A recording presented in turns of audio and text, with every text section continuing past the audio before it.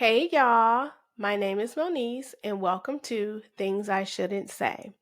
On this podcast, we discuss things that are considered taboo, things that we sometimes only think about and we are too afraid or maybe embarrassed to discuss with others, or things that we only tend to talk about in close circles with friends and family. On this podcast, we're going to discuss those topics. In today's topic, we're going to talk about things that I'm no longer apologizing for. I just recently celebrated a birthday, and every year I like to kind of take a look back and see how I've grown, how I've matured, if there's anything that I can change. And I realize that I still apologize for things that I really shouldn't apologize for. This will be a series. This is the first of five. And today's topic is I will no longer apologize for being emotional.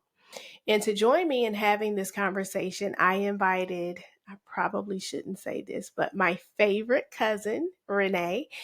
Welcome to the show, Renee. Hi. I shouldn't say this, but you're my favorite too.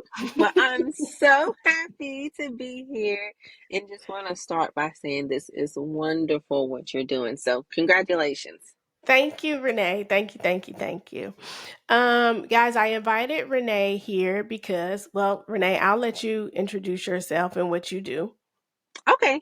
My name is Renee and I live in West Virginia. I'm a licensed independent clinical social worker at an organization in rural West Virginia. And I am working with individuals that have mental health challenges. My favorite population. So, okay, Renee, we're just going to get right into it. We talk all the time. We cry all of the time. Yes. I call you when I'm frustrated. I call you when I'm happy. I call you when I'm confused. Um, and so that's the biggest reason why I asked you to be on this show. You have encouraged me to not be ashamed of my emotion, whether it's crying or being extremely angry to the point where I have even expressed to you that anger has turned into hate. Yes. And I don't know if normalize is the right word I want to use, but I don't want to apologize for feeling what I feel in the moment that I feel it. Yeah, absolutely. So I think it's important to just to talk a little bit more about mental health, right? And Hmm. what clinical social workers can do in mental health. And the reason why I say that it's one of my favorite populations is because it's so important. It's always been such a stigma behind mental health, but Hmm. it's normal, like you're saying, the emotions that you feel and the way that you feel them, it's a normal thing. So clinical social work is just a specialty practice area of social work that focuses on the assessment, diagnosis, treatment, and prevention of mental illness, right? So mental health is very important because it affects how we think, how we feel, how we act. And it just kind of, it also determines how we handle stress or those strong emotions. So I think we should normalize it. And so one of the things that I always talk with you about and how you're handling your strong emotions is to just really identify it and to kind of sit in that emotion, just to identify it, sit in it, process it, and then it's like, okay, how are we going to move forward from this? And you've done great with that. Well, okay. So for those of you listening, I don't know if you've read previous blogs. You can see some of my blogs at icanwalkonwater.net. But in a couple of them, I'm sure it's at least a couple. I've mentioned that I started therapy a couple of years ago, and I Mm-hmm. did discuss it with Renee because, as she said, there is a stigma behind getting mental health. Um, Absolutely. I Okay, so just really quickly, it was August of 2021, I believe. Mm-hmm. I could not stop crying. I cried every day from the time I woke Mm-hmm. up to the time I went to sleep, the whole month of August, and I could not.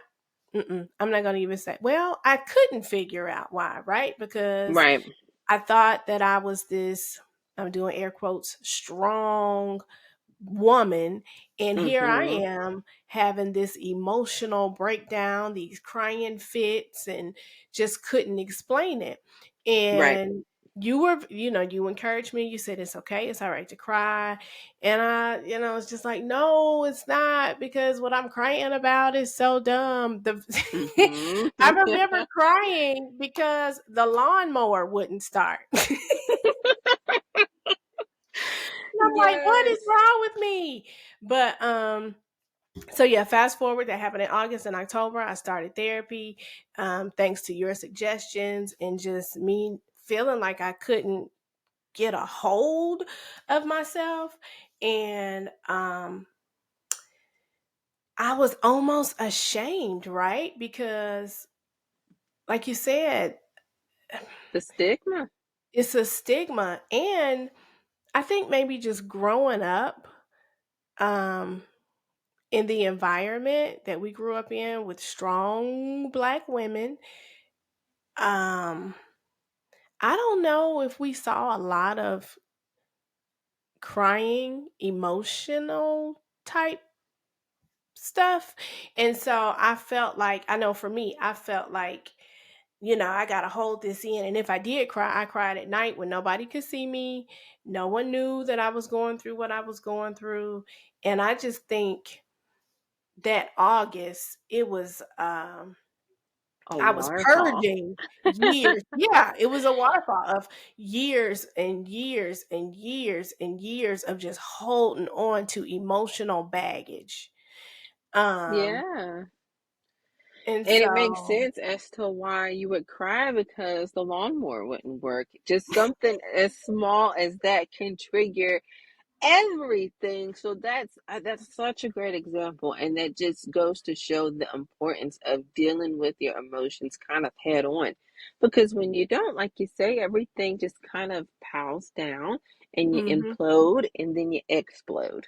mhm. And that's exactly what happened. Yeah. Um, oh my gosh. And I know, when I would talk to you, I would say, I'm so sorry for crying, or I'm so sorry, I'm fussing about this or that. And you would always say, don't apologize. Why do you feel like you have to apologize? Um, and I just, because I'm not supposed to feel this way. I just recently did a podcast where I was discussing the relationship with my children's father. Hmm.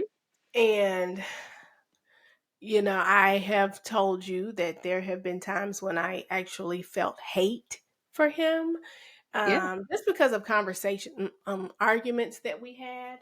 Hmm. And it was just, oh, that is, hate is a strong feeling, it's a strong word, but it was just, the things that were done, the things that were said, that's the feeling that I felt. And I felt bad for feeling like that, because I'm not supposed to hate anyone. And not that I wanted anything bad to happen. It was just, that was the only way that I could express how I felt in that moment. And I believe you were the only person who, you didn't say it was okay, but it was okay to not be okay in that moment. Yeah, yeah, because you experience uncomfortable emotions, um, and you have to voice that. But the important thing is you don't stay stuck in them by voicing that, labeling that emotion and just kind of reframing your thoughts surrounding that. So, um, you did the work, and it's hard work, and I think Mhm. it's just Mhm. very, very, very important to engage in some type of mood booster, to not stay in it for a significant amount of time, because then you kind of run into trouble with that. So you've done well. I'm proud of you. Thank you. Thank you. And with you saying that, I knew that I could call you and talk to you because one, you would not judge me. Um, Even though you may not have liked what I was saying, you understood where I was coming from. Yeah. And then you helped me to get out of that. And so I appreciate you. I thank you for always being there to listen. And the reason I wanted to do this particular podcast, another reason is because I want other people to know that it is okay to be emotional. It's more than just crying, it's more than just, being angry. Mm-hmm. We should not have to apologize for being emotional. And I say, I can only speak from my perspective as a Black woman and from having conversations with other Black women. We sometimes aren't allowed, or we feel as if we're not allowed to feel sad. We just have to take it, and I think all of that was all a part of the breakdown. Like, I can't take this any more. I can't take it. I can't take it. And yes, it was the lawnmower not starting, and it was like, I've taken everything else. I've taken all of the words and all of the foolishness, and I don't want it. Just I don't want it anymore. Yeah, yeah, no, and we're human beings, we're all human. And I think that's what's so important to also realize too, because I mean, there's a stigma with mental health, and there's a stigma with the Black culture, the African American culture, and mental health. And I think as time progresses, we are breaking down those barriers, and we are Mhm, seeking that help. We are going to mental health professionals and things of that nature, and it's super important. I think it's cool, again, just what you're doing, because it makes another person feel comfortable, and like I say, I live in a rural area here, and sometimes it can be difficult trying to navigate through mental health providers and things of that nature. It's super important just trying to navigate through that, um, and to truly to get that help that you need. So I think something that could help people that live in rural areas or just anywhere. mhm, Hop on Google, start looking up mental health care providers and things of that nature to kind mhm, of just to get the ball going. mhm. Absolutely. Um, And something else that helped me in addition to seeking out a mental health professional is I journaled. Um, Years ago, I discussed with our cousin, uh, just, a couple of things. And she said, "Girl, you need to journal." And I was like, I don't have time to write down my feelings. That has helped me so much. And it helped too, because when I would have my sessions, I could discuss what I felt, with my therapist. And, because sometimes, it's like after I'm over it, I'm kind of over it. But then it's like, am I really over it? Because I haven't tackled it, I guess, so to speak. Um, So journaling, writing down my feelings in a moment, that has helped me a lot also. Yeah, yeah, journaling is such a good thing. I think it's very important because you can write down certain things Mhm, um, that's bothering, if you feel like you can't talk to someone, or if it's something that you think it's too horrible that you mhm. don't want to share with anyone, just write it down, like you say. And sometimes you can go back and reread that stuff, and it's like, oh wow, I've come a long way, you know? Okay, and I have done that, and I'm like, "Oh my gosh, who was this person who was writing this stuff down?" And I also, in journaling, I found things that triggered me, things that took me back to my past. It Mm-hmm. it could have, you know what? I had a conversation with a really good friend, and they what they said to me was not meant the way that I took it. But because it had been said to me before in a past relationship, that thing triggered me something terrible. And I think I discussed that with you. And I said, Mm-hmm. I really think I need help. Yeah, yeah. Because And I knew that this person didn't mean it the way that I took it. It, right. it it literally came from something that happened in my past that I hadn't dealt with, that I hadn't discussed with anybody, and it was just like, oh, who you who you think you're talking to? Because mm, mm, mm.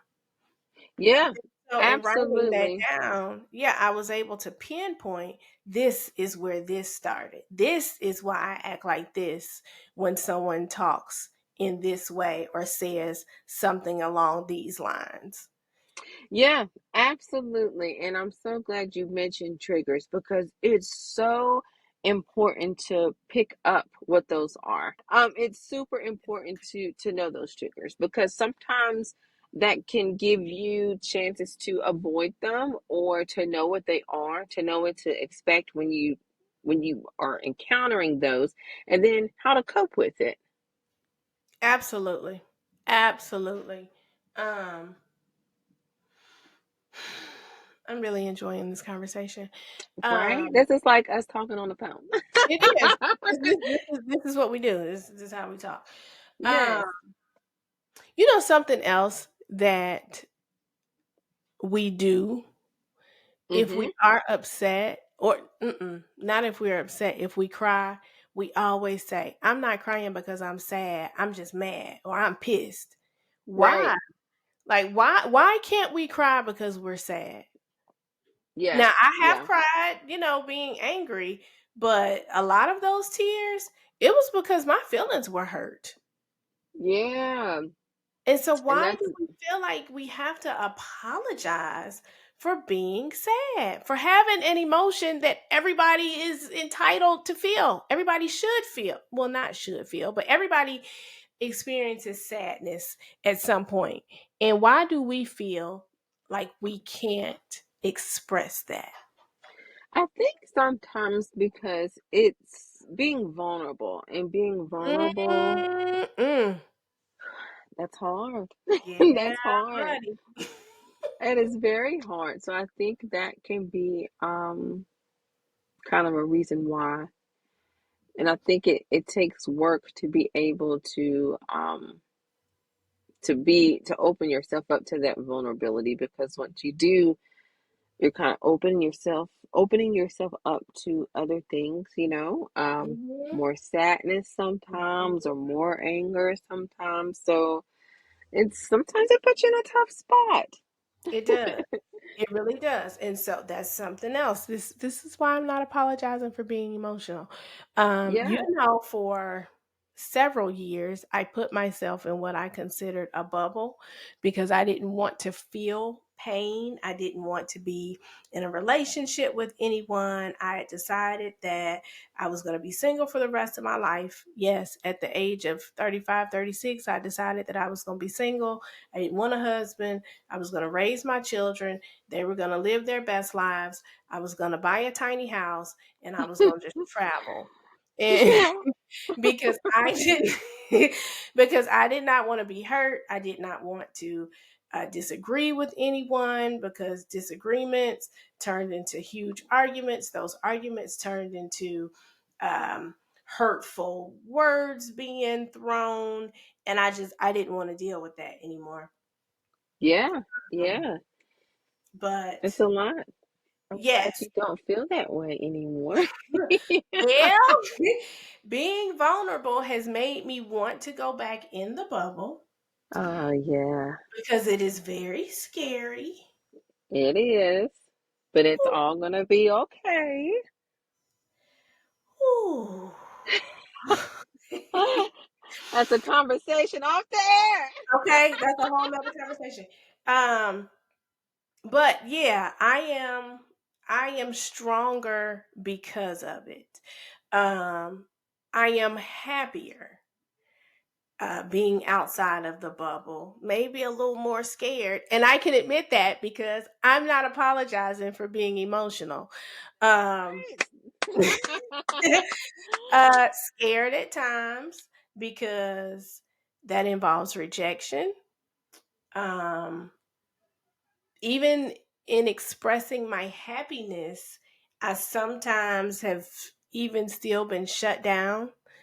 Like, girl, you need to calm down, relax, chill out. And so Yeah. sometimes I feel like, well, dang, if I cry, I'm being judged. If I'm Right. happy, I'm being judged. If I Yep. sit and I just stare off into space, then I have RBF. Oh Um, my gosh. for those of you who don't know what RBF is, it's resting beach Bee face. face. Yes. And Yes. I'm like, no, I'm actually just I was just I'm just a human I'm just being. thinking. What am Yeah, I having for dinner? Is what I was thinking. right. Yeah. No. Yeah. Yeah. But I think So too, other people, and I think that's such a thing when you walk in your truth and you don't allow, and it's easier said than done, but when you don't allow other people to have that control over you or for you to shift who you are, molding and shifting who you are to fit someone else's narrative. If someone thinks you're too happy, well, let me dumb it down a little bit. Or if someone yes, thinks I've that you're done that. too negative, Yes. yeah. And then Yes. it's like if they think you're too negative or you too whatever, and it's like, you'll be pulling your hair out in about 10 minutes trying to figure out what the next person wants you to do. You know what I mean? So you have to be that individual and be strong in that individualism. Okay, I'm so glad you brought that up because I feel like the majority of my life, I altered who I was to make other people comfortable with me. Yeah. Um, if And I people do that. Yeah. Like, if I wanted to get my nails done and my eyebrows done and put on a dress, then I was too girly. If Right. I wanted to hang out and go, to a basketball game with my kid's dad at the time, then it was, oh, you doing what he wants you to do, even though I did like basketball. Um, Right. Yeah. if I just wanted to be at home and watch my favorite murder mystery show, then it was, oh, you too young to act so old. So I started altering who I was depending on who I was hanging out with. And so after I started therapy, which was right after I turned 40, um, people started saying, "Oh, girl, you changed. You're not the same person you used to be." If I didn't want to go somewhere, if I didn't want to do something, I was like, "No, I don't want to." It was, "Oh, what? Are you okay? You don't want to do this? You don't want to do that?" They weren't used to me being that person. I was Yeah. actually doing the things that I wanted to do or not doing the things that I didn't want to do. Like I was done with being who everybody else wanted me to be. And so then that brought on more emotions because I was like, well, dang, am I being mean? Maybe I should have gone. Maybe I should have, said this. Maybe I should have. Mm-hmm. Oh my gosh. It's such a layered thing, but boundaries and going on that journey of self-discovery, you have to be unapologetic for it because only you Absolutely. you have to worry about your benefit. And that's not selfish to say that. So again, It's kudos not, to right? you. Yeah. You know what? It's not selfish, meaning it's part of taking care of yourself. Absolutely. It's okay to um it's okay to like I said, it's okay to just be who you are, comfortable with yourself, and if other people don't like it, That's okay. yeah. That is okay. Part of the taking care of yourself is allowing, in my opinion, is allowing yourself to feel all of those emotions. And one more story. Yeah. Renee, you know that this year I went on a vacation and Uh-huh. ended up kind of having a small crying fit. Yes.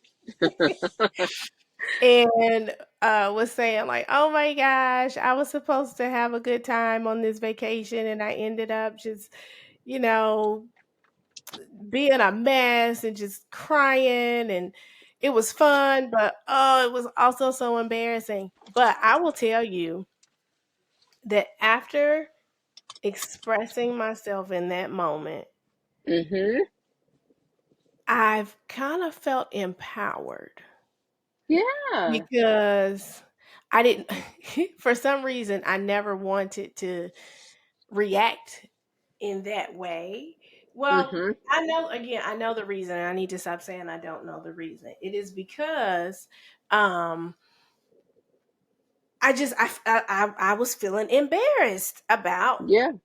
feeling how I was Your feeling. emotions. Yes. Yeah, and uh, you know, I was just like, "Oh my gosh, I can't believe I just did that. This is so whack." I remember, but it's that vulnerability, right? It was being vulnerable, and I did not want to be vulnerable, but I can look back now, and again, um, maybe the way that I did it was not okay, but the emotion behind it, I stand by that. Definitely. Okay. Yeah, I Yes. stand behind the Absolutely. emotion 100%, and I wouldn't take that, take that back. And so I'm not apologizing for being emotional. Um, No. because I learned afterwards that suppressing those feelings made me feel worse. Yeah. And pretending like everything was great and wonderful and I had rainbows and sprinkles all in my life, I was wearing a mask. I was Mm-hmm. wearing a mask. And I think being in that situation really helped me realize, girl, you need to stop putting on.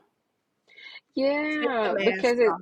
it takes so much work to do it, so much work trying to manage your emotions underneath all of that, and then so much just trying to keep up that persona, right? It's Yes. so much, Yeah. it's tiresome. Yes. So yeah, it's a Like lot. yeah, because I wasn't me. I didn't even really enjoy myself the way I wanted to. Like I had in my mind, I'm gonna do this, I'm gonna do that, I'm gonna hang Mm-hmm. here. And no, it was all of the emotions came out at once. And like I say, they came out in just like this vomit of tears. Yes, yes. Oh It's my like, gosh. I am no. And proud because and of happy that, that we worked through that. yeah, girl, listen, I pray that'll never happen again. But Yeah. because but because I felt ashamed, I couldn't even express what was going on in that moment, right? Because it was like, Yes. oh, I'm so embarrassed. I can't express this. Yes, you can. It was like, no, you can't. You got to be tough. You got to be strong. And it was like, but you're not all the time. And it's okay. Tears don't mean weakness.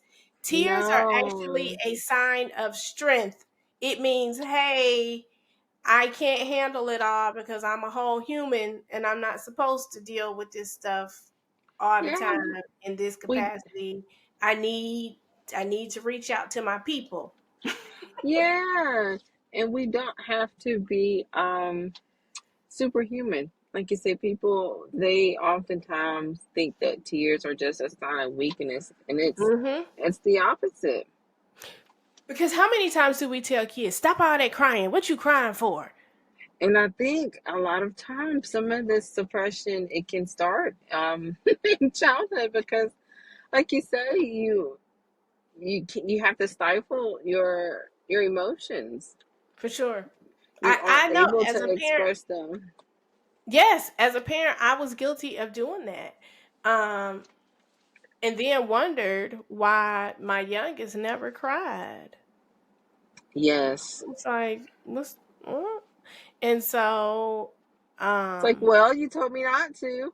yeah, right. So I had to change how I talk to them.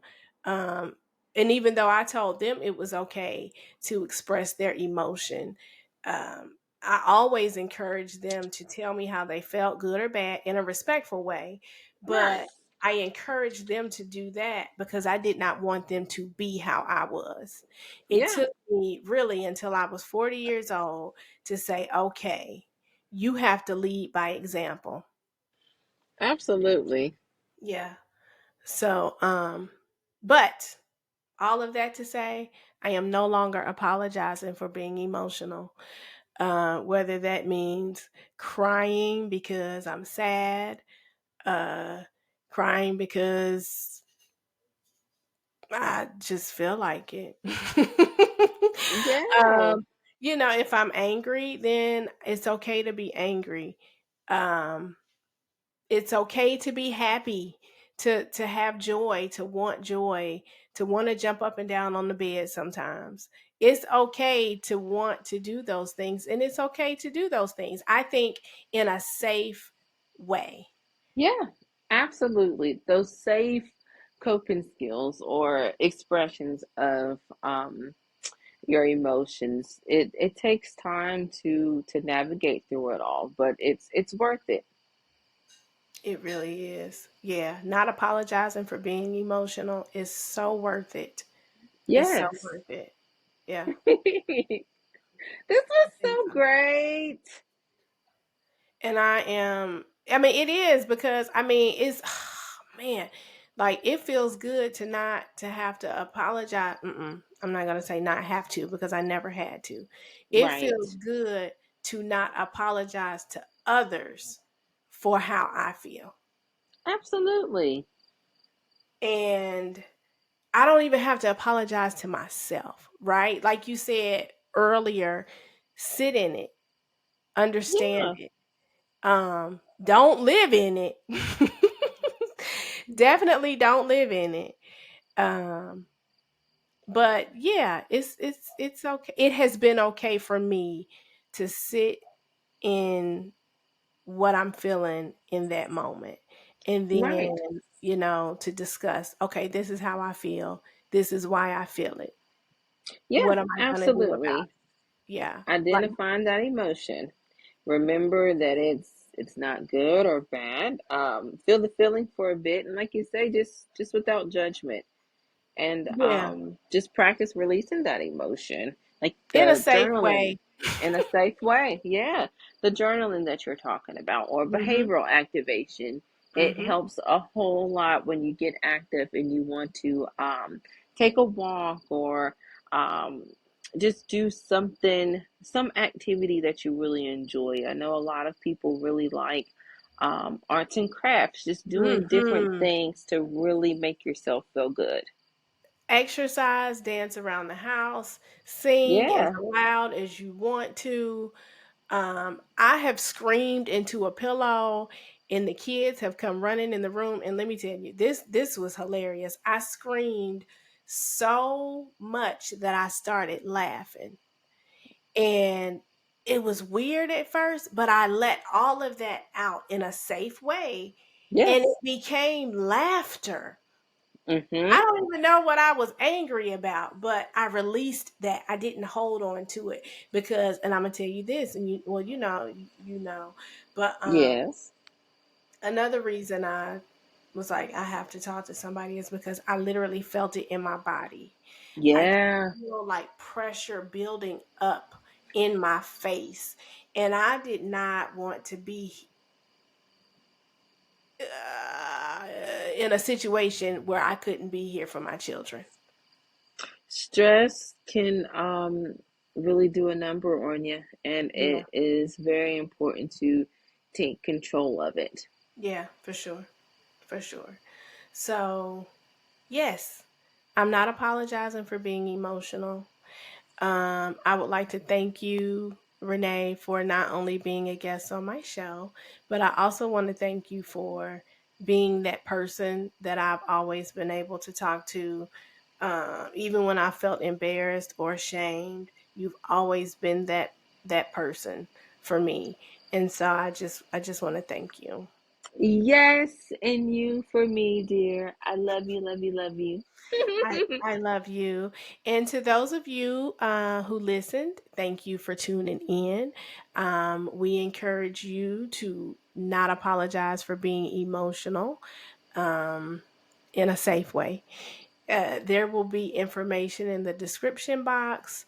If you feel that you need to seek mental help, if you know of someone who may need mental help, we'll have information in the description box and you can make a suggestion. Don't force anything on anyone. It's everyone has their own journey. But yeah, this is things I shouldn't say, and I'm not apologizing for being emotional. Thanks for tuning in, and we'll see you on the next show. Bye. Thanks. Bye.